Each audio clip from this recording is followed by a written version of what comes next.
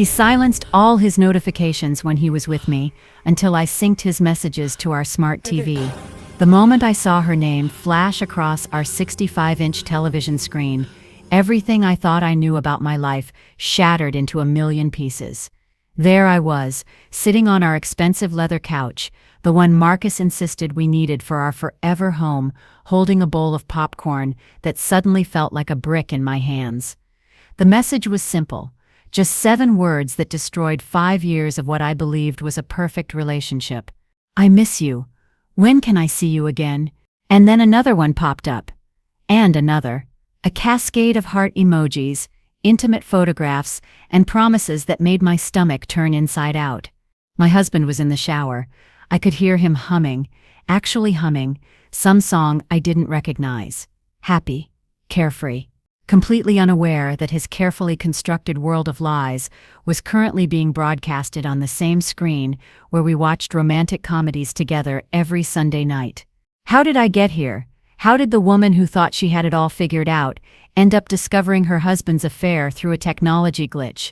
And more importantly, what I did in the next 72 hours would change everything, not just for me, but for everyone involved. But I'm getting ahead of myself. Let me take you back to the beginning, to the woman I used to be before that night. The woman who trusted too much, loved too hard, and ignored every single red flag that was waving right in front of her face. I met Marcus Chen at a coffee shop in Seattle, and I know how cliché that sounds. It was one of those rainy Tuesday afternoons where the whole city seemed wrapped in gray, and I was huddled in a corner booth, laptop open, trying to meet a deadline for a marketing campaign that my boss had dumped on me at the last minute. I was 27 years old, freshly out of a relationship that had gone nowhere, and honestly, I wasn't looking for anything. I had sworn off dating apps, sworn off setups from well-meaning friends, sworn off the whole exhausting ritual of trying to find someone in a city where everyone seemed too busy chasing their tech startup dreams to actually connect. And then he appeared. Is this seat taken?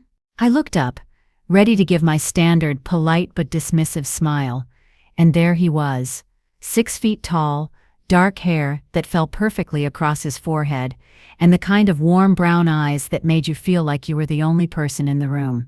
He was holding a cup of coffee in one hand and a worn copy of a book I had just finished reading in the other.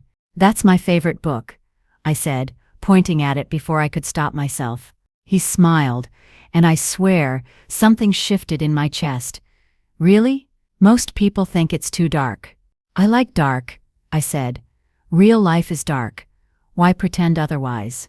He sat down without waiting for an actual invitation, and we talked for 3 hours.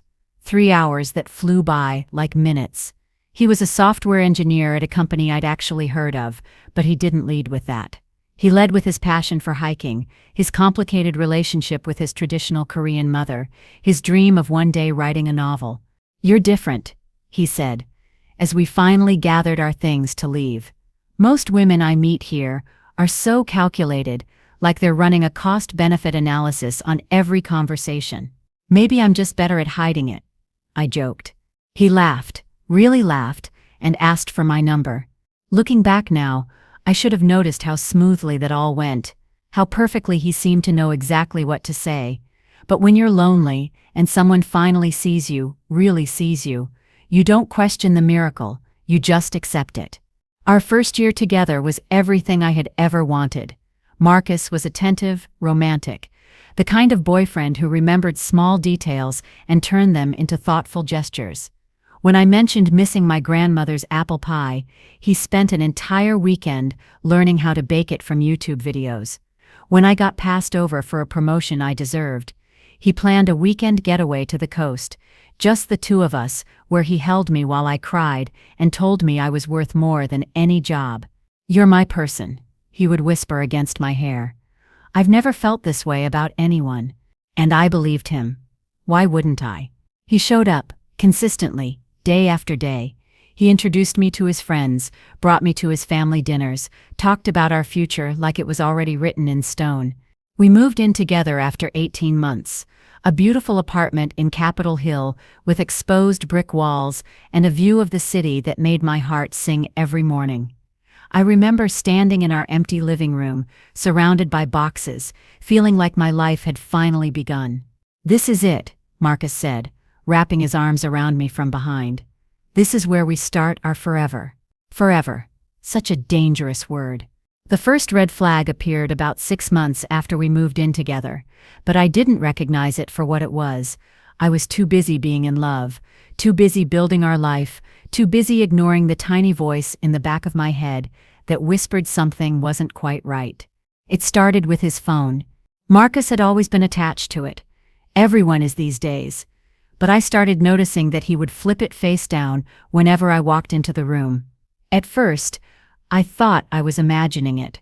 Paranoid, insecure. All those things my mother always warned me about becoming. "Why do you always put your phone face down?"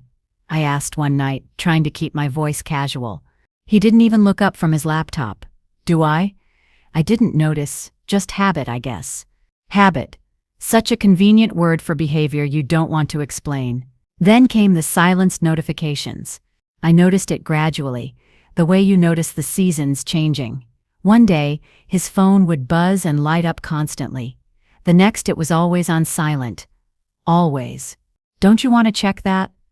I'd ask when I knew his phone was blowing up in his pocket. "It's just work stuff," he'd say with a dismissive wave. "I'm with you.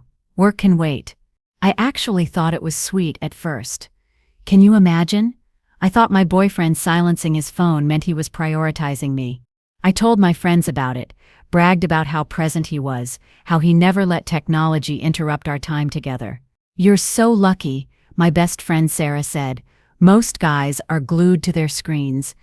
Lucky. If only I knew. The proposal came on our 3-year anniversary. A candlelit dinner at the restaurant where we had our first official date, a speech that made me cry, a ring that sparkled under the dim lighting like a promise of everything good to come. "I want to spend the rest of my life with you," Marcus said, down on one knee, his eyes glistening with what I believed were genuine tears. "You're my best friend, my partner, my home. Will you marry me?" I said yes before he even finished the question. The wedding planning consumed the next year of my life. I threw myself into it completely.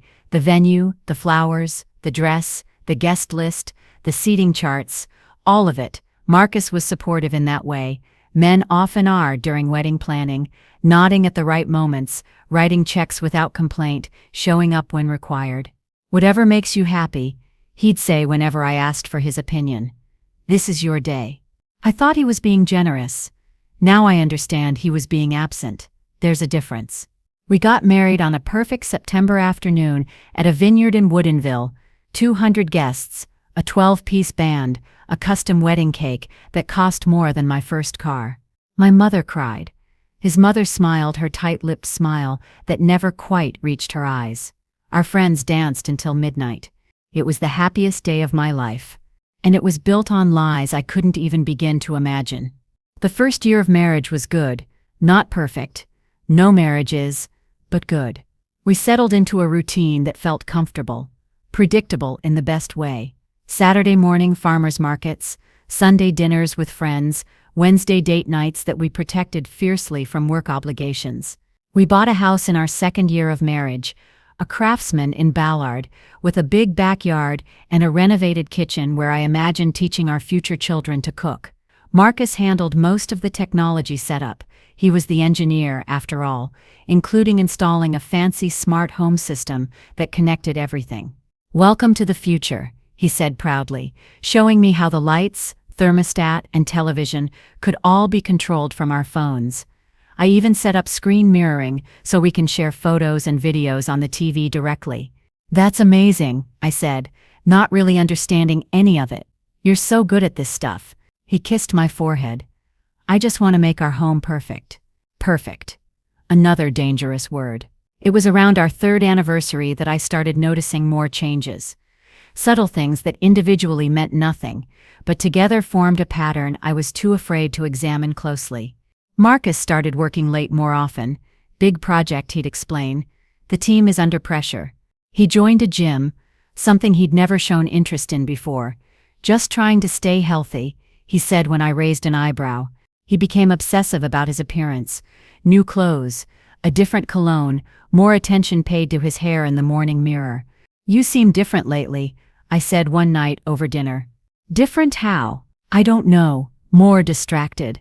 Like your mind is always somewhere else." He reached across the table and took my hand. "I'm sorry, babe. Work has just been crazy. I promise I'll be more present." And he was, for about a week. Then the pattern resumed. I started doing things I'm not proud of. Checking his location on Find My Friends, something he'd insisted we set up for safety. He was always where he said he would be. The office, the gym, the occasional happy hour with colleagues. Nothing suspicious, nothing concrete. But the phone, the damn phone, was always silent when he was home, always face down, always just out of my reach. "Why don't you ever text me during the day anymore?" I asked once. "I do text you. Not like you used to. Remember when you'd send me random thoughts throughout the day? Jokes? Songs that made you think of me?" He shrugged. "I guess I'm just busier now. Doesn't mean I love you any less." But it felt like less. It felt like slowly losing something precious, watching it slip through my fingers grain by grain, too subtle to grab but too painful to ignore. I talked to Sarah about it over wine one night, my words tumbling out in a rush of anxiety and self-doubt. "You're overthinking it," she said, refilling my glass. "Men get comfortable after marriage. They stop trying as hard. Doesn't mean anything's wrong." "But what if something is wrong? Then you'd know. Trust me, you'd know." The thing is, she was right. On some level, I did know. I had known for months, maybe longer. But knowing something and accepting it are two very different things. I wasn't ready to accept that the man I'd built my life around might not be who I thought he was. So I did what I'd been doing our entire relationship. I ignored the voice, silenced my own doubts, and kept moving forward. Until that night changed everything. It was a Friday evening in March. We had been married for 4 years, together for almost 6. I had come home early from work with a headache and decided to take a warm bath and spend the evening in my pajamas, watching something mindless on television. Marcus was in his home office when I got home, on a video call with what he said was his development team. "I'll be done in an hour," he promised, kissing my cheek without really looking at me. "Sure," I said. "I'll just rest." I took my bath, feeling the tension in my shoulders slowly release. Maybe I had been overthinking everything. Maybe Sarah was right, and marriage just settled into something less exciting, but no less loving over time. Maybe I needed to stop looking for problems where there weren't any. I wrapped myself in my robe and went downstairs to the living room, grabbing a blanket from the closet and settling onto the couch. I picked up the remote and turned on the television, planning to find some cooking show to half-watch while I recovered from my headache. But the screen that appeared wasn't Netflix or YouTube or any of our usual streaming services. It was a text message interface. I stared at it for a moment, confused.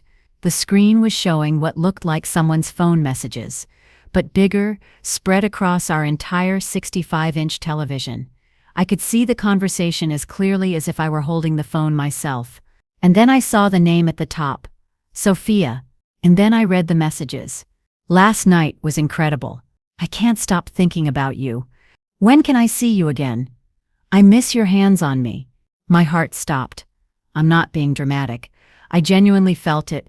Stop, pause, skip a beat that made me gasp for air. This wasn't possible. There had to be some explanation. Maybe it was a wrong number, a spam message, something that would make sense if I just... Another message appeared on the screen in real time. "My wife is home, can't talk. But I'll dream about you tonight." My wife is home, Marcus's message, from his phone, synced to our television through the smart home system he had set up himself. I sat there frozen, watching as more messages loaded, a history of betrayal scrolling across the screen like the world's worst movie. Photographs I couldn't unsee, promises that echoed the ones he'd made to me, plans for hotel rooms, lunch dates, weekends when he'd told me he was at work conferences. The affair had been going on for almost 2 years. 2 years, 730 days of lies, of looking me in the eyes and telling me he loved me, while someone else was waiting for his messages. 2 years of silenced notifications and face-down phones and big projects at work. I heard the shower turn on upstairs. Marcus must have finished his call and was getting cleaned up before dinner. Cleaned up. The irony almost made me laugh. I should have been crying. I should have been screaming, storming upstairs, throwing things, demanding explanations. That's what happens in movies, right? The betrayed wife goes into a rage, confronts the cheating husband, and either walks out or fights for her marriage. But I didn't do any of those things. Instead, I did something that would surprise even me. I started taking photographs. My phone was in my hand before I consciously decided to reach for it. I photographed every message on the screen, every photograph, every damning piece of evidence scrolling past. Dates, times, locations, names, everything. Then I heard the shower turn off. I quickly pressed buttons on the remote until the television switched to Netflix. My hands were shaking so badly I could barely hold the remote steady, but I managed to pull up some random documentary before Marcus came downstairs. "Thai food?" he asked, toweling his hair dry.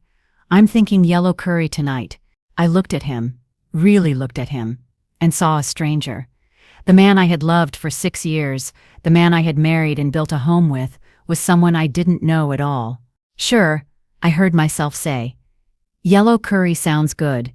He smiled, that warm smile that used to make my heart flutter. Now it just made my stomach turn. "You okay? You look pale." "Just the headache," I said. "I think I'll go to bed early after we eat." "Good idea. Rest up." He kissed my forehead, the same way he had kissed it 1,000 times before, and went to order our food. I sat on the couch, surrounded by the silence of my crumbling world, and began to plan. The next 72 hours were the longest of my life. I didn't confront Marcus immediately, even though every cell in my body screamed at me to do exactly that. But I had seen enough movies, read enough articles, talked to enough divorced friends to know that emotional reactions in the moment rarely led to good outcomes. I needed to be strategic. I needed to be smart. I needed to protect myself. The first thing I did was consult a lawyer. Not just any lawyer, the best divorce attorney in Seattle, a woman named Patricia Reyes, who had a reputation for getting her female clients exactly what they deserved. "I haven't decided what I'm going to do yet," I told her in her corner office overlooking the city, "but I need to know my options." Patricia was in her 50s, silver-haired and sharp-eyed, the kind of woman who had clearly seen every possible iteration of marital betrayal. "Smart," she said, sliding a pad of paper across the desk. "Tell me everything." I did. I showed her the photographs I had taken from the television screen, explained the timeline, shared my suspicions about how long this had been going on. "Washington is a community property state," Patricia explained. "That means everything acquired during the marriage is split 50-50, regardless of who's at fault.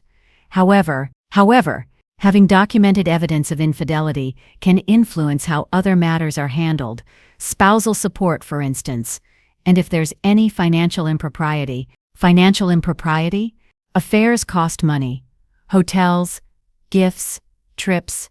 If your husband has been spending marital funds on his mistress without your knowledge or consent, that's something we can work with."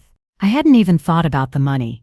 I had been so focused on the emotional betrayal that the practical implications hadn't registered. "What do you recommend I do?" Patricia leaned back in her chair. "Gather information. Don't let him know you know, not yet.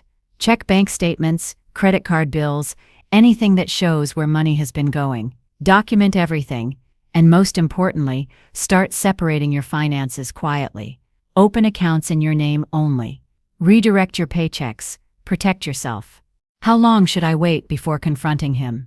"That depends on you. Some women need closure immediately.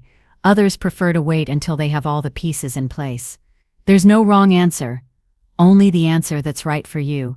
I left her office with a retainer agreement signed and a to-do list that made my head spin. Over the next week, I became a detective in my own marriage. I waited until Marcus left for work, or wherever he actually went during the day, and then I went through everything. The credit card statements told a story that made me sick. Expensive restaurants I had never heard of, hotel charges for nights he'd told me he was working late, jewelry purchases that had never appeared in our home. He had bought her jewelry with our money.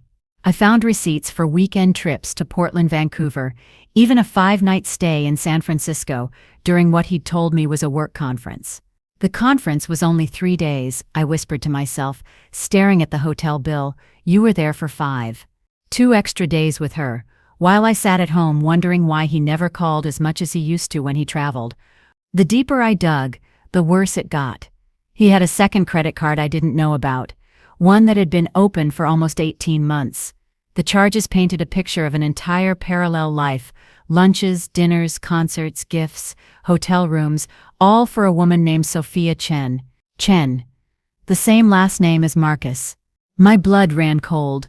I searched for her online and found her immediately. Sophia Chen, 28 years old, junior software engineer at wait for it, Marcus's company. She was beautiful, of course. Long dark hair, bright smile, the kind of effortless confidence that comes from youth and not yet having been destroyed by life. And according to LinkedIn, she had started at the company exactly 2 years ago. The same timeline as the affair. He had started sleeping with her almost immediately, probably seduced her the same way he had seduced me. The charm, the attention, the feeling of being truly seen. I wondered if he put his phone face down when he was with her too. The final piece of the puzzle came from the most unexpected source. His mother. I had always had a complicated relationship with Marcus's mother, Linda. She was the kind of woman who never said anything directly critical, but made her disapproval known through raised eyebrows and loaded silences. I was never quite Korean enough, quite successful enough, quite anything enough for her precious only son. But we maintained a polite relationship for Marcus's sake, which included occasional lunches when she was in town visiting from California. It was during one of these lunches, about 10 days after my television discovery, that she said something that stopped me cold. "I'm glad Marcus seems happier lately," Linda said, sipping her tea. "He was so stressed for a while there." Happier? More relaxed. More like himself. I worried about him, after the promotion didn't come through, but he seems to have found his balance again. I set down my fork. "What promotion?" Linda looked at me strangely. "The director position, the one he was passed over for last spring. He didn't tell you." Marcus had never mentioned being passed over for anything. As far as I knew, his career was going exactly as planned. "He probably didn't want to worry you," Linda continued, completely unaware of the bomb she had just dropped. "He's always been proud, doesn't like to admit when things don't go his way." I smiled and nodded and somehow made it through the rest of lunch, but my mind was racing. What else had he lied about? What else didn't I know about the man I had married? That night I waited until Marcus was asleep and then checked his email. I know. Snooping is wrong, a violation of privacy, a betrayal of trust, but he had already betrayed every trust that mattered, and I was done playing by rules that only I seemed to follow. His inbox was carefully curated. Nothing suspicious, but his deleted folder told a different story. Emails from HR about performance issues. Messages from his therapist, a therapist I didn't know he was seeing, and buried deep, a chain of emails about a reduction in force that had nearly affected his position. Marcus had almost been laid off 6 months ago. He had never said a word. The man I married was a stranger who smiled at me over breakfast, slept beside me every night, and lied as easily as he breathed. I had all the information I needed. Now it was time to decide what to do with it. The confrontation didn't happen the way I had imagined it 100 times in my head. I had pictured screaming, crying, dramatic declarations, and slammed doors. Instead, it was quiet, devastatingly, surgically quiet. It was a Sunday morning, 3 weeks after that night, with the television. We were having breakfast at our kitchen table, the one where we'd shared 1,000 meals, where we'd talked about our days and planned our futures, and built what I thought was a life. Marcus was reading something on his phone, probably texting her, I realized now when I set down my coffee cup and spoke. "I know about Sophia." The silence that followed was deafening. Marcus's face went through a series of expressions in rapid succession: confusion, recognition, fear. and finally something that looked almost like relief. What are you talking about? I saw the messages, Marcus. All of them. 3 weeks ago. Your phone synced to the television while you were in the shower. He set down his phone. His hands were shaking. Elena, I can explain. Can you explain? 2 years of lies. Can you explain the hotels, the gifts, the trips? Can you explain buying her jewelry with our money? His face went pale. You went through our finances. I went through everything. Every email, every statement, every receipt you thought you had hidden. I know about the promotion you didn't get. I know about the performance issues. I know about the therapy. I know about all of it. Marcus was silent for a long moment. When he finally spoke, his voice was barely a whisper. I'm sorry. Sorry you did it, or sorry you got caught. He didn't answer. That was answer enough. I've already spoken to a lawyer, I continued, my voice steadier than I felt. I'm filing for divorce. Elena, please. We can work through this. I'll end it with her. I'll go to counseling. I'll do whatever. You've been sleeping with another woman for 2 years. 2 years, Marcus. Half our marriage. There's nothing to work through. He started to cry then, tears streaming down his face, and for a moment, just a moment, I felt sorry for him. The man I had loved for 6 years, broken and begging at our breakfast table. But then I remembered the messages. The photographs. The lies upon lies upon lies. I loved you, I said, standing up. I loved you so much that I ignored every red flag, every warning sign, every instinct that told me something was wrong. I made myself smaller to fit into your version of our life. And this is what you did with that love. Elena, I'm staying with Sarah until I find a place. My lawyer will be in touch about the details. Please don't contact me unless it's absolutely necessary. I walked out of our kitchen, out of our house, out of the life I had spent 6 years building. And I didn't look back. The divorce took 8 months.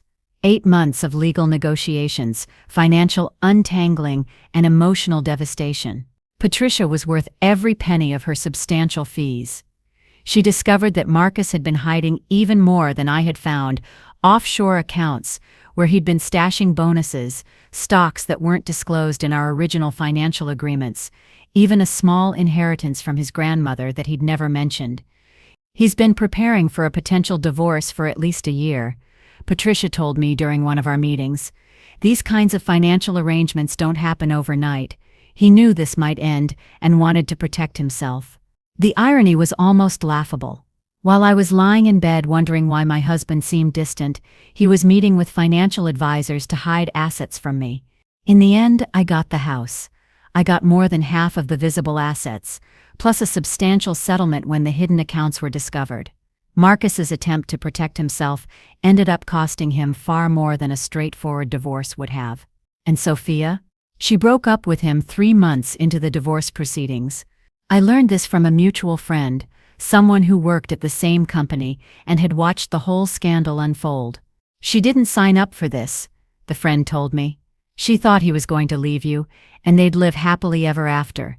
When she realized he'd been lying to her too, telling her the divorce was his idea, that you were the one who was distant, she wanted nothing to do with him. Marcus had been lying to both of us, playing both sides, telling each woman what she wanted to hear, never intending to actually change anything. In a way, Sophia was a victim too. Not as much as me. She knew he was married, made that choice, but she had also believed his lies, built hopes on his promises. I didn't feel sorry for her. Exactly, but I didn't hate her as much as I thought I would. The one I hated was Marcus, and even that faded over time, replaced by something worse. Pity. I ran into him about a year after the divorce was finalized. I was at a coffee shop, different from the one where we met, but similar enough, working on my laptop when he walked in. He looked terrible. Thinner, paler, with dark circles under his eyes that spoke to many sleepless nights. Elena, he said, stopping at my table. I didn't expect to see you here. Hello, Marcus. There was an awkward pause. He shifted his weight from foot to foot, clearly wanting to say something but unsure how to begin. How are you? He finally asked. I'm good. Really good, actually. And I was. It had taken time, therapy, support from friends, long nights of crying and questioning, and slowly rebuilding, but I was genuinely good, better than I had been in years. Maybe ever. That's good. I'm glad. Another pause. I'm sorry, he said quietly. For everything, I know that doesn't help, and I know you probably don't care, but I needed to say it. What I did was unforgivable, and I have to live with that. I looked at him, really looked at him, and felt something shift in my chest. Not forgiveness, exactly, but release. The last threads of anger and pain that had been tethering me to our failed marriage finally loosening. Thank you for saying that, I said. I hope you find whatever it is you're looking for, Marcus. I genuinely do. He nodded, his eyes glistening, and walked away. I went back to my laptop, back to my work, back to the life I had built from the ashes of the one he destroyed. It's been 3 years since that night with the television. 3 years since 7 words on a screen changed everything I thought I knew about love, trust, and myself. I'm different now, stronger in some ways, more cautious in others. I've learned to trust my instincts, to not ignore the voice that whispers when something isn't right.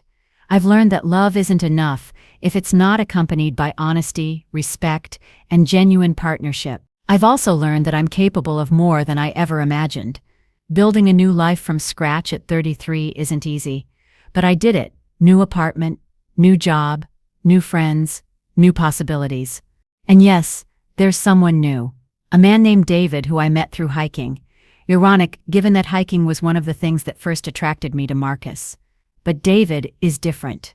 Open, transparent, the kind of man who leaves his phone face up on the table and actually wants me to see his messages. I have nothing to hide, he told me on our 3rd date. That's always been my policy. If I'm with someone, I'm with them completely.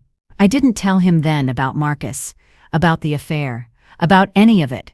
That story came later, once we had built enough trust for me to share that vulnerability. His response was everything I needed to hear. I can't promise I'll never make mistakes, he said, holding my hand across a restaurant table. But I can promise I'll never lie to you. About anything. If something's wrong, we'll face it together. If I have doubts, I'll tell you. If you have concerns, I want to hear them. That's how relationships should work. It was so simple, so basic, and yet hearing it felt revolutionary after years of walking on eggshells, of silenced notifications and face-down phones, and the constant, gnawing feeling that something wasn't right. I don't know if David is my forever. Maybe he is, maybe he isn't. I've learned not to be so certain about things that can't be predicted. But I know that I deserve honesty. I deserve transparency. I deserve a partner who chooses me, fully and completely, every single day. And if that never comes, if David and I don't work out, if I end up alone, that's okay too, because the most important relationship I've built in these 3 years is the one with myself. I know who I am now. I know my worth. I know that I would rather be alone than be with someone who makes me feel like I'm constantly reaching for something just out of grasp. To anyone out there who's seeing the red flags and ignoring them, trust yourself. That voice in the back of your head, the one that whispers that something isn't right. She knows. She always knows. And to anyone who's been where I was, sitting on a couch, watching their world collapse in real time, you will survive this. It doesn't feel like it now. It feels like you'll never breathe normally again, never trust again, never love again. But you will. I promise you will. Sometimes the worst moments of our lives are actually the beginning of our best chapters. The night I saw those messages on our television, it was the night I lost my marriage, but it was also the night I started finding myself. That stupid smart TV, with its automatic syncing and its glitchy settings that Marcus didn't quite configure correctly, it gave me the truth he never would have offered willingly. And the truth, as painful as it was, set me free. So thank you, Marcus. Thank you for the 6 years, the lessons, the heartbreak that taught me how strong I really am.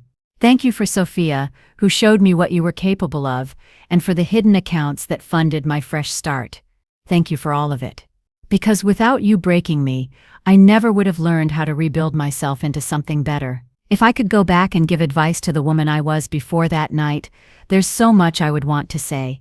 I would tell her to stop making excuses for behavior that hurts her. That silenced notifications aren't a sign of devotion, they're a sign of secrets. That face-down phones and late nights and sudden interest in the gym are all chapters of a story she doesn't want to read but needs to. I would tell her that being alone is not the worst thing that can happen. That staying in a marriage built on lies is far lonelier than any empty apartment. I would tell her that her instincts are not paranoia, that the voice inside her head is trying to protect her, not sabotage her happiness. But mostly, I would tell her this: you are enough. You have always been enough. The right person won't make you question that. The right person won't silence their phone because they have something to hide. The right person will hand you their unlocked phone and say, "See, nothing but boring work emails and that meme I was trying to remember to show you." The right person will make you feel secure, not suspicious. I deserve that. You deserve that. We all deserve that. And if we don't have it, we have the power to leave. We have the strength to start over. We have the courage to choose ourselves, even when it's terrifying. That night in March, watching messages scroll across my television screen, I thought my life was over. But it was only beginning. Last week, I received a text from an unknown number. For a moment, my heart stopped. Thrown back to that night, when unexpected messages changed everything. But it wasn't Marcus. It wasn't Sophia. It wasn't anyone from that chapter of my life at all. It was a woman named Jennifer, someone who had found me through mutual friends and wanted to know if we could talk. Her husband, she explained, had been acting strange lately, silencing his phone, working late, coming home smelling different. She didn't want to be paranoid. She loved him. But something felt off. "I heard what happened to you," her message said. "I heard how you handled it. I was hoping you could tell me what to do." I sat with that message for a long time before responding. What do you say to someone standing at the beginning of a journey you've already completed? How do you compress years of pain and healing and growth into advice that fits in a text message? In the end, I kept it simple. "Trust yourself," I wrote. "Trust that voice inside you, and know that whatever you find, whatever happens, you're strong enough to handle it." I didn't believe that about myself until I had to prove it. But it was true. It's true for you too. She responded with a thank you and a promise to reach out if she needed support. I haven't heard from her since. I hope that means everything was fine, that her husband's strange behavior had an innocent explanation, that her marriage is strong, that my story was just a cautionary tale she didn't need. But if it wasn't, if she's sitting somewhere right now, watching her world collapse the way mine did, I hope she knows she's not alone. I hope she knows that the end of one story is just the beginning of another. I hope she knows that the pain is temporary, but the strength she discovers in herself will last forever. Because that's the truth. Nobody tells you about betrayal. It breaks you, yes. But broken things can be rebuilt.